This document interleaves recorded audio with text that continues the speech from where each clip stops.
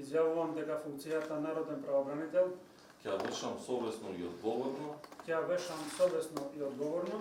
Откако во петокот беше изгласан, новиот народен правобранител Фатон Сељами положи заклетва и официјално ја презеде функцијата. Тој порача дека негов приоритет е да се врати до вербата во институцијата, а за тоа рече дека ќе работи со извршната и законодавна власт. За немањето слух во однос на препораките на правобранителот, Сељами рече дека во предлог измените на законот за правобранител треба да биде предвидено омбудсманот да може да изрекува прекршоци. Смета дека истиот закон треба да се разгледа и донесе што побрзо. Ќе работиме со сите релевантни фактори, со собранието, со владата, со сите релевантни фактори за да се првин да се направи кадровска екипираност на институцијата народен правобранител. Како што знаете, таа институција кадровски е преполовена. Исто така не очекуваат и избор на 8 нови заменици народни правобранители. Мислам дека ќе треба во законските измени да има и прекршочни одредби,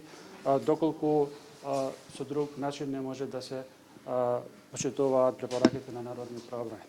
Фатон Сељами беше предложен за народен правобранител уште во јули минатата година, откако до тогашниот Насер Зибери замина во пензија, но беше изгласан дури во петокот поради тоа што досега не можеше да се обезбеди Бадинтерово мнозинство. Неговиот мандат ќе трае 8 години.